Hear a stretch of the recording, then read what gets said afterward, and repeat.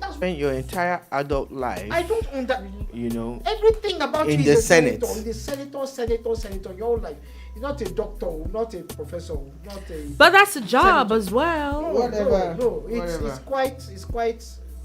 I think it's a slap on a lot of people's faces on Niger. I think so too. I'm sorry I have to lose it because it just worries me. 1999, and we are still there, and you are saying that you consider taking a step.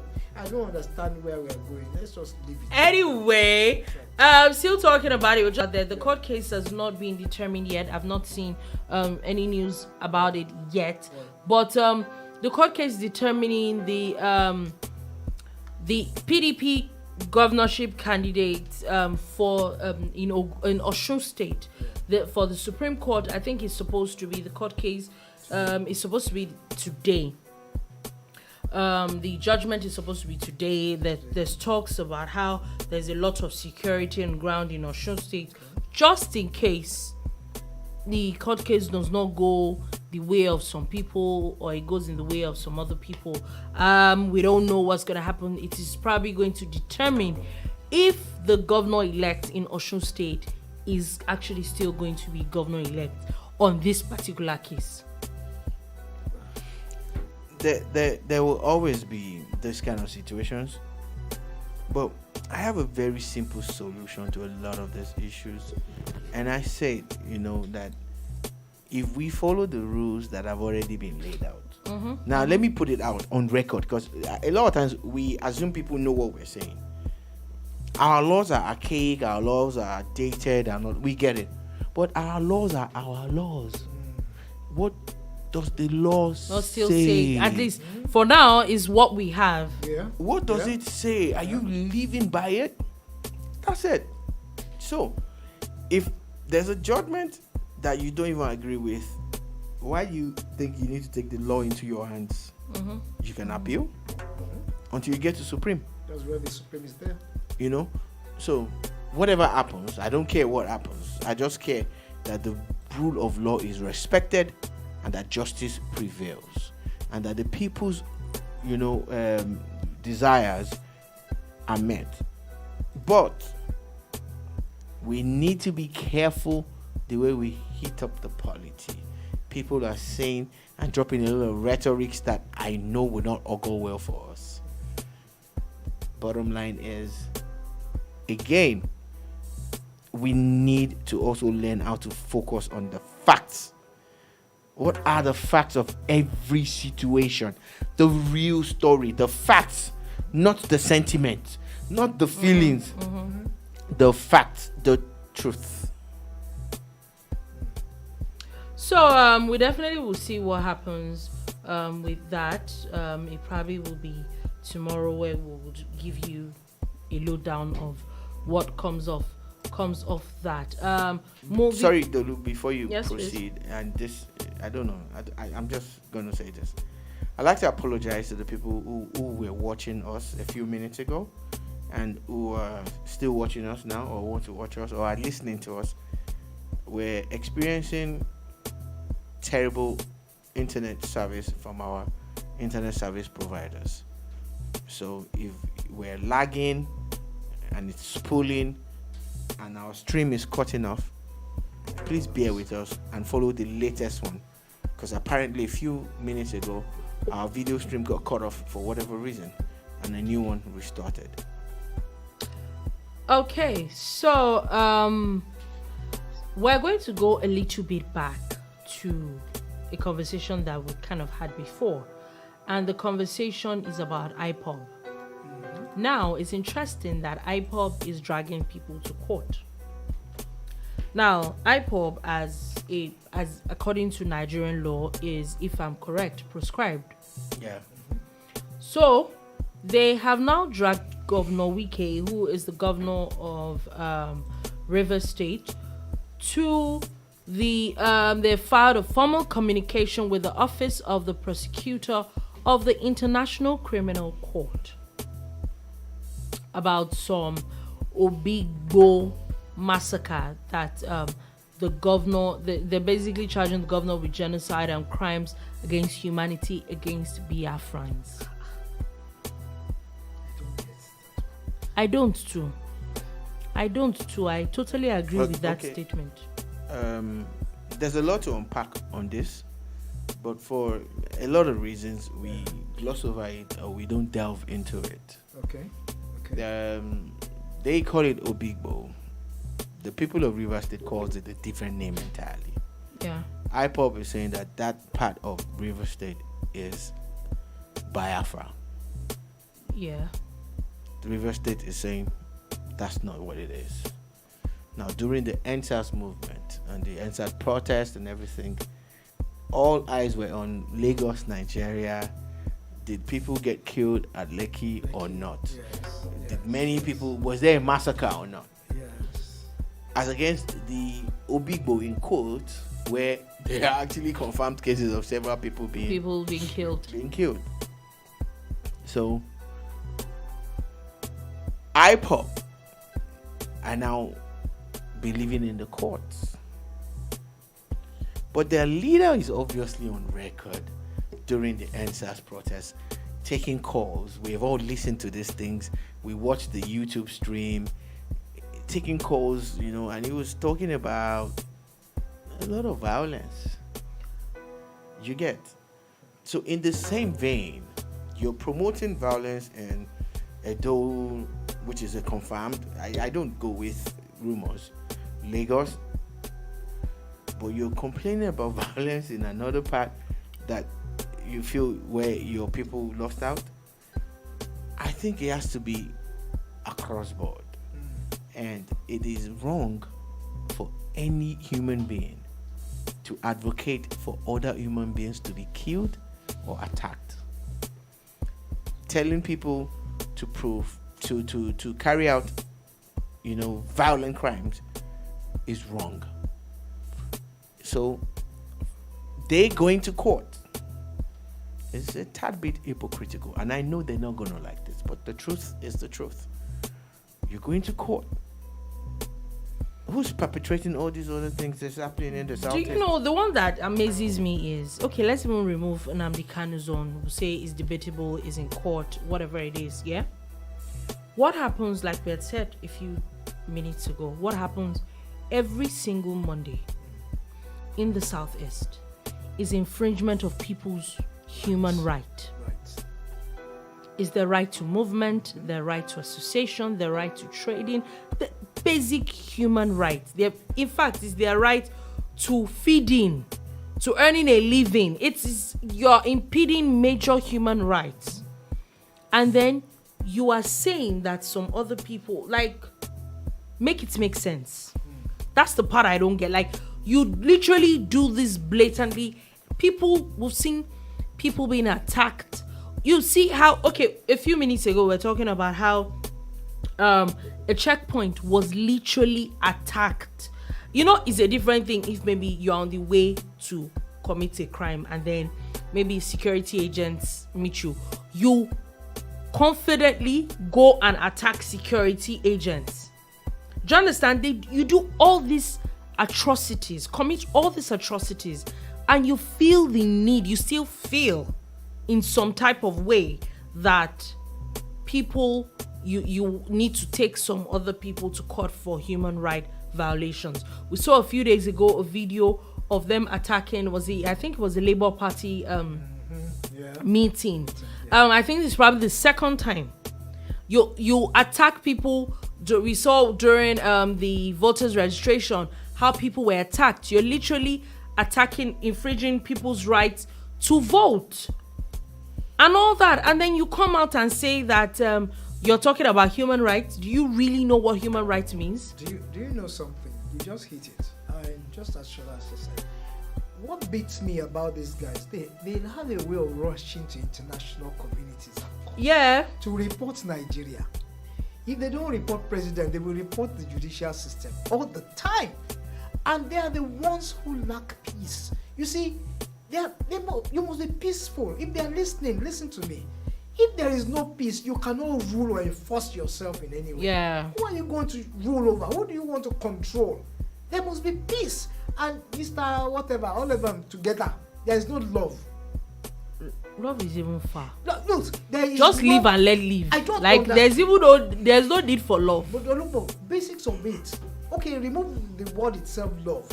Let us look at the action, the active. Expectedly, I'm supposed to be considerate to the other people's plight, Mm-hmm. and I should expect them to give me that kind of respect as well. If I'm, that's basically love. But if you don't want us to use love, let's leave love aside. But look at it this way: if you continue, how long have you been on this situation? Yeah. When is it going to end? There's another election coming up. Another chapter in our lives is coming up again from 2023. 2023. Yeah, another life. Are we going to continue this drive for the next 4 years after that? So by 2030, we are still looking at this issue. I think it's time for everybody, all of them, to sheath their sword. Let them sheath their sword, and for once, okay, for once, take control of their emotions. Understand what is really happening. Mm-hmm. Don't incite people. When you incite people, you are turning the polity. You are heating it up. Just as Shona has said, you heat it up beyond redemption, and then you are stuck in the middle. You don't even know how to solve it after a while. Okay, all of a sudden, government falls on their laps. How are they going to go back, right, and address this thing? They are going to face the people. You see, give us time. The people you have asked not to give the present government time to sort things out, you are now going to them to say, give us time. Everything is just, there's a haywire movement going on. Everybody's not, they should face it. Stop doing all this thing, reporting yourself to international community all the time. What have they done? What have they been doing? Who does that one help? Put the H there this time. Who you help? Yeah, it's a very, very interesting part.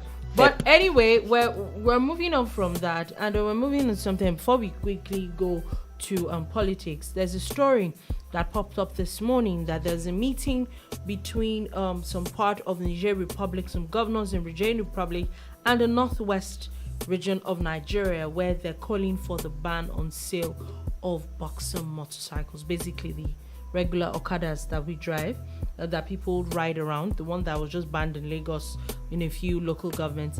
Yeah, northwest governors are talking about ban of the sale. I was reading it, and they were talking about how if there is not an influx of it anymore, then what is around can now be controlled. I always want to, take deep looks into these things. If they are on ground in their states and they are always getting briefed by the military and police, guys who have their boots on the ground and their ears to the ground too, we need to listen to what they're saying. A lot of people come with sentiments. They're going to come with, what you want people to eat, and look, insecurity is bedeviling us because of such issues. At one point in time, or at what point in time, do we wake up and say this is 2022 and we cannot subject ourselves to this mode of transportation as if it's the only way? Yeah. I will support anything that would accentuate the security systems that have been put in place, that would back it up and actualize the plans to make Nigeria a safer place. So, look, ban the sales, ban the usage also. Okay, that's that on that. Now let's move on to a little bit of politics issues, and we're starting from the Uncle ADC. T, I have a problem. What? This person called what's your name again? My name is Dolupo. One and only. Dolupo Wants to move on to politics. Why have we been talking since? No, it's not politics. All the one that we are saying is not political. It's not politics. It's not political. What have we been saying? They're just regular issues. Okay. No. I understand her. I don't. The politics. There's a bigger one. Yes. Now, interesting story I that don't. starts from There's is a we're bigger starting from the African Democratic Congress, Okay. where they're insisting that the presidential candidate Kachikwu is expelled from the party. Okay. A few weeks ago, they announced that his expulsion from the party, and now they're now saying that he remains expelled and is the presidential candidate of the party. I think this political party called APC, what's the name again? ADC.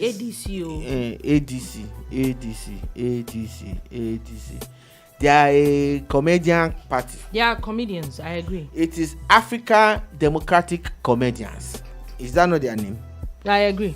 How can somebody win a primaries? He's now going for secondary education. Abi, after primary, secondary. Abi, you are now saying you don't have biro and paper to write exam. Am I making sense? No. Uncle T, no.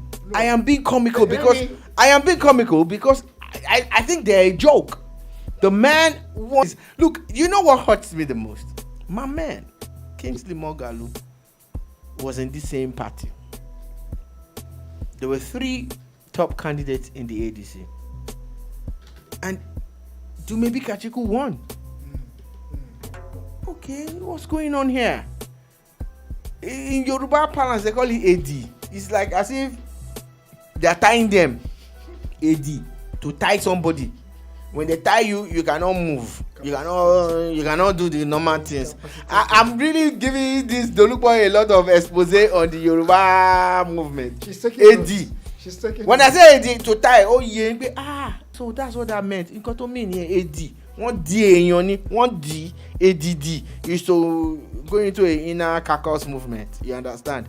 For the benefit of the. But on a serious tip, I had to do a little bit of comedy, right? No. Because I think this party is a joke. The man won the primaries. Yeah. Are you guys going to get serious and allow him contest or not? According to the list that was released by INEC, the last list that was sent by INEC, that was released by INEC on the 20th of September. We know that's the final list that was sent. Okay. Dumebi Kachikwu is the presidential candidate for the African Democratic Congress, and his running mate is Ahmed Mani, which we know that as of today, that name cannot be changed anymore. No more substitution. There's no more substitution. So what is the ADC getting at? It's what I don't get. It's AD now, AD. What I think is happening really, somehow, I think I mentioned this some time ago, that many people want to be heard. They just want to ruffle. They just want to ruffle feathers. Yeah. Okay. And in the process, they want to be prominent. Okay. Prominence, that's it. Shola, I agreed that they are.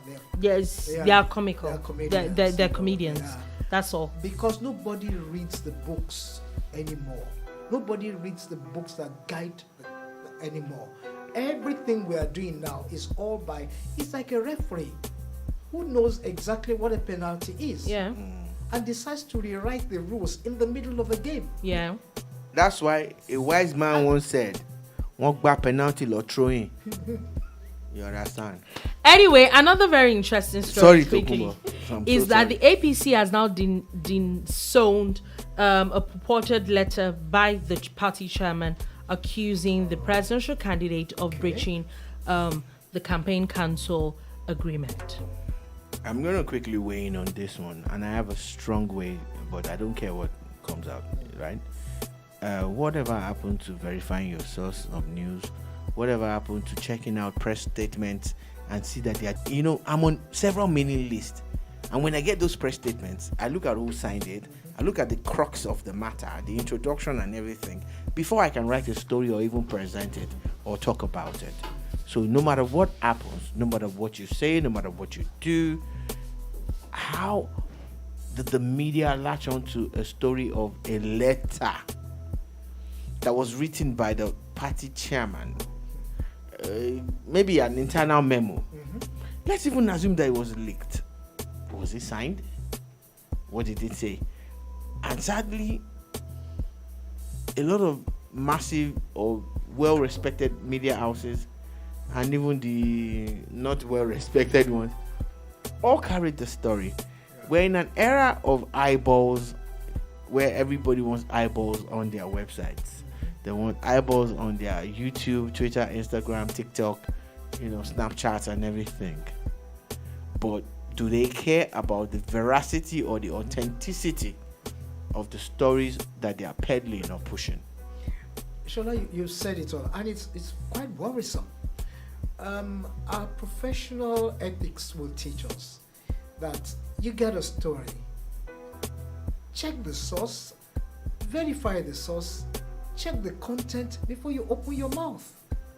It's so easy. There's a template you follow. I grew up in an environment where people got sacked, Shola. They got sacked because they lifted stories in the papers and pushed on the radio, and it was read as if it was, and in fact, in this case, it was even verbatim. And it was very sad. And the guy lost his job. There is always a checkpoint controller at every point in time. In the newsroom, you have no excuse. And this is a very volatile situation.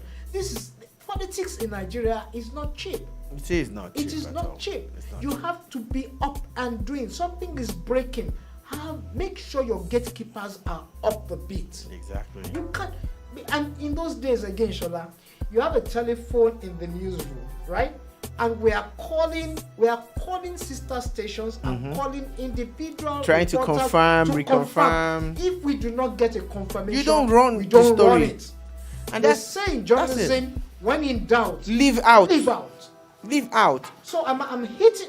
Every professionalist in media. It's not time to.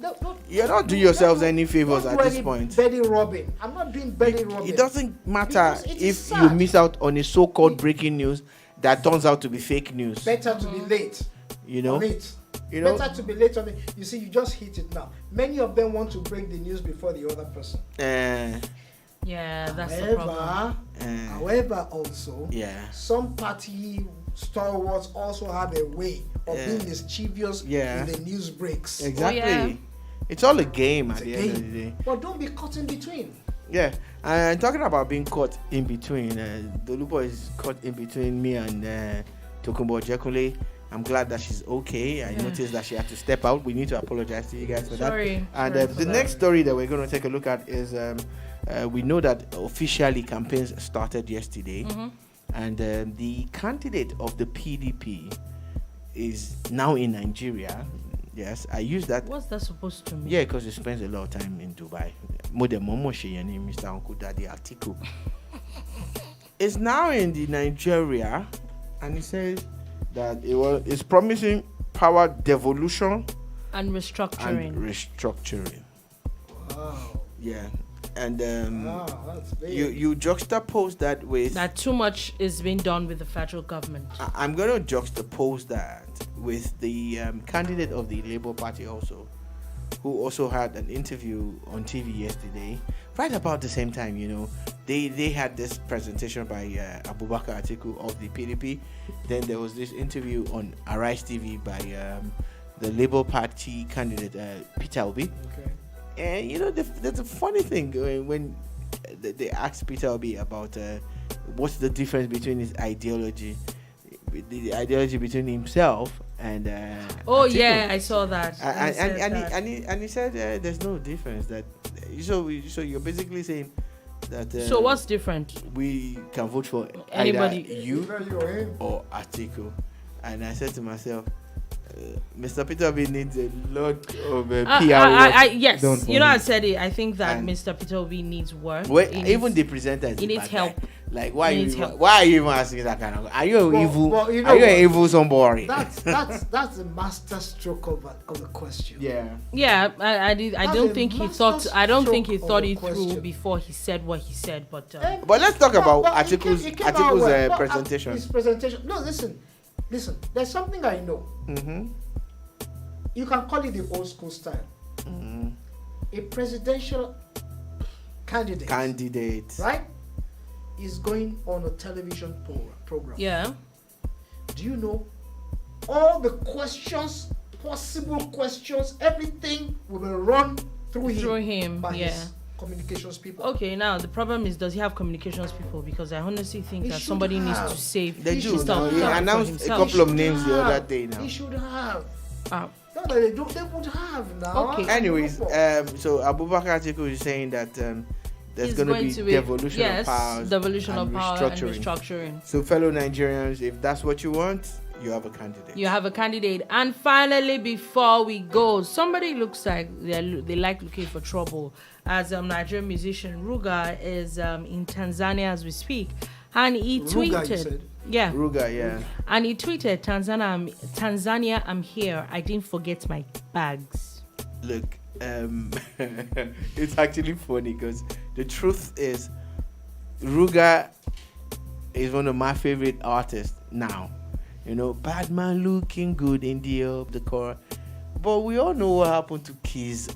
It's no longer Kizz. So it's Yeah, Kizz we know what happened, but to nobody Kizz Daniel nobody is in that- the same country. The story of him, you know, his bag being missing, a show that got cancelled and everything. Aruga, why? You know I like you a lot, but why you go use Kizz like that now? But you see, it's fine if him and Kizz are on the same page if they're parties, right? But if they're not cool, this might spark up another issue. Which he Because remember the drama that he had a few weeks ago. with Benson. So guess what? When even Kizz Daniel actually yapped or used himself for a joke, when he left Tanzania and did other shows, then he had another show, I think it was Benin Republic or something. He went the day before and he tweeted, I'm here. Right? So Davido, who's very close to Kizz Daniel, now said, you know what Wala be. You get. But all of this stems from the fact that there was a mini riot because Tanzanians really wanted to see their Kizz Daniel, and he failed that day.